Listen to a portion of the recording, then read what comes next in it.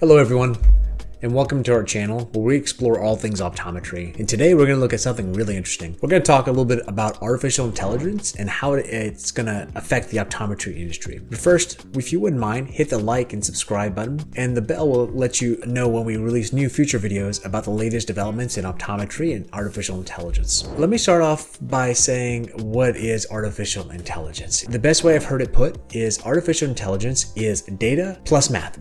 My wife and I actually have a couple of optometry practices in the Atlanta area, and she's a doctor and I help run the show. We're all constantly gathering data about our patients as well as data about our operations. And so we're just going to apply math to that, and voila, we get artificial intelligence. So artificial intelligence seems to be everywhere these days. It seems to be the latest buzzword. Everything from ChatGPT to Midjourney or any of these other ones that you've heard of. And so how does it actually affect the optometry field, and how does it affect both the way you work as a doctor and how your operations might work inside of your practice? So let's talk about the diagnosis side. So where artificial intelligence is really good is around revolutionizing the pattern recognition. So whenever we have lots of data around imaging or data in text, artificial intelligence is pretty good now with going in and finding information that we wanted to find. If you have a whole bunch of text and data and you know what you're looking for, artificial intelligence is great at finding the outliers. So for instance, if you're looking at cup to disc ratio in a retinal image, or you're going to be looking at some indications of the beginning of macular degeneration, it'll find little correlations and things in the imaging and the data that you may not see. So it's going to be great for those types of conditions. Where it's not as good just yet is really making sense of an entire situation. Right now, there are some limitations to what they call the context window, meaning how much information you can actually enter into a system. Now that's probably going to change by the time this video is released, but keep in mind that you do have some insight that you bring that AI can't really bring to the table. So your years of experience, seeing common types of issues, and most importantly, your patient care. Let's take a look at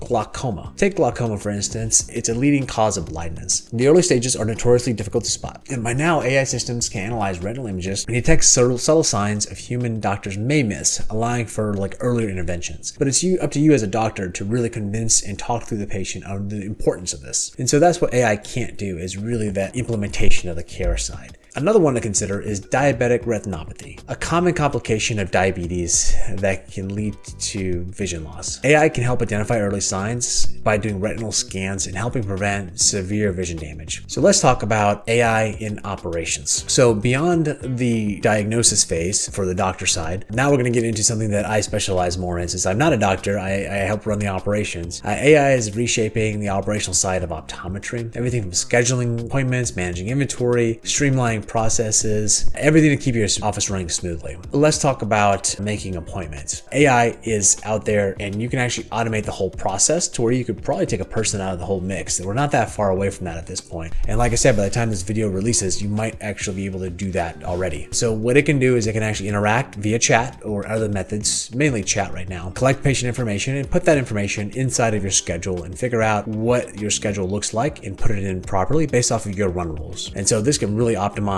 clinic operations and flow as well as patient satisfaction. Imagine having an overnight bot on your website that can make an appointment for you. Let's talk about inventory management now. Inventory management, AI can predict different types of demands for eyewears and contact lenses. It can look up sentiment out in the marketplace in your area, see what's trending, what's hot. It can help you with those types of decisions. It can also tell you if you have the data in the office about what's selling, you can probably run that through and see what might be good to bring into the office and be predictive. And it can help maintain the right levels of stock, making sure you're not overstocked or understocked. I also want to talk a little bit about the social media aspect, content writing, and other things. So something like ChatGPT, which is one of the most common platforms right now for AI, it's fantastic for things like content writing, but the secret comes down to in how you write the prompt. So as you figure out what you want, you have to figure out how to prompt the machine to get the response you want. So an example might be, instead of putting in, can you write a blog post about dry eye? You'll want to put into there something like, you are an optometrist that specializes in dry eye treatments. Please write me a 1,200 word blog post on specifically the different layers of the eye and different factors that can cause dry eye symptoms to appear based off a dysfunction in one of the layers of the tear film. So that's something you might want to put just to get a better generated article. Now keep in mind that it's going to still be a little generic and your expertise will come in, but this will cut down significantly your time to create that content. There's all sorts of images and video content also coming out. So something like Midjourney is another one that's popular right now,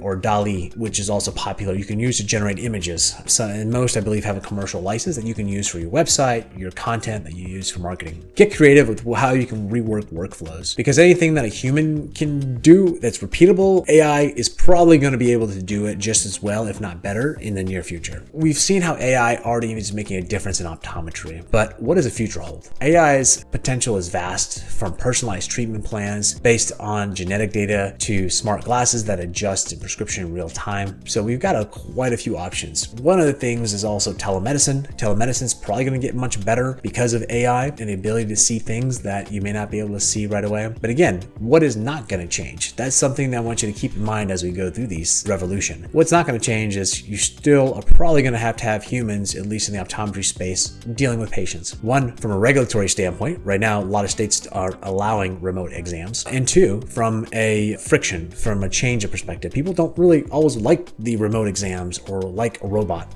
giving them doctor advice. And three, there are some complexities, and healthcare is complicated. At least for now, there's always a need for a doctor to make sure they're making the final decision. In conclusion, optometry is going to be revolutionized by AI, just like every other industry. Stay on top of it, subscribe, like this channel. It will continue to give you tools, tricks, and tips as things change in optometry. And as always, please visit us at mybusinesscareteam.com or mybcat.com, where we can help you with your staffing needs as well as anything related to AI. All right, looking forward to hearing from you soon. Take care. Bye.